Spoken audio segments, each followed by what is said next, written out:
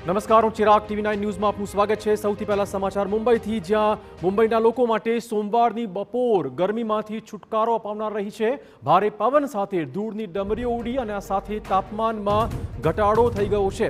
હવામાન વિભાગે 13મી મેના રોજ મુંબઈના કેટલાક વિસ્તારોમાં ભારે વરસાદ માટેનું એલર્ટ પણ આપ્યું હતું।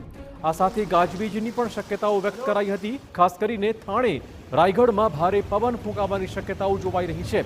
બીજી બાજુ બોરીવલી, કાંદિવલી, મલાડ, ગોરેગાંવમાં વરસાદી ઝાપટા પડ્યા છે। નવી મુંબઈના કેટલાક વિસ્તારોમાં વીજળી ગુલ થવાના પણ અહેવાલ સામે આવી રહ્યા છે। તો મુંબઈમાં લગભગ તમામ એરિયામાં અત્યારે વરસાદી વાતાવરણ જોવા મળી રહ્યું છે।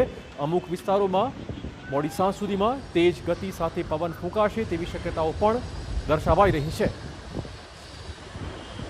તો મુંબઈમાં વરસાદ માટેનું એલર્ટ આપી દેવાયું છે। આ વર્ષે ચોમાસું વહેલું બેસવાની શક્યતાઓ વચ્ચે મુંબઈમાં હાલમાં વરસાદ પડી રહ્યો છે। કેટલાક વિસ્તારોમાં વરસાદી ઝાપટા, તો ક્યાંક ભારે પવન ફૂંકાયો છે। તેજ ગતિ સાથે પવન ફૂંકાયો અને સાથે જ ધૂળની ડમરીઓ પણ ઉડી છે।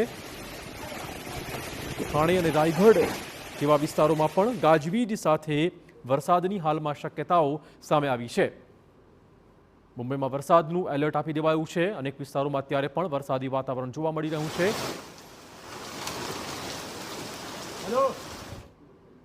મુંબઈમાં વરસાદી વાતાવરણના દ્રશ્યો TV9ની સ્ક્રીન પર જોઈ રહ્યા છો। અનેક વિસ્તારોમાં ભારે પવન ફૂંકાયો, ડમરી ઉડી। આ બે દ્રશ્યોમાં જોઈ શકાય છે। કેટલાક વિસ્તાર એવા છે કે જ્યાં ભારે પવન ફૂંકાયો હતો અને બીજા વિસ્તારો એવા છે કે જ્યાં ભારે વરસાદ પડ્યો છે। મુંબઈમાં વરસાદનું એલર્ટ પછી અનેક વિસ્તારોમાં તંત્ર પણ હવે એલર્ટ બન્યું છે। ભારે પવન ફૂંકાવાની પૂરેપૂરી શક્યતાઓ જોવાઈ રહી છે। મુંબઈના કેટલાક વિસ્તારોમાં ભારે પવન ફૂંકાતા અને ધોધમાર વરસાદ પડતા ક્યાંક વીજળી પણ ગુલ થયા હોવાના અહેવાલો છે।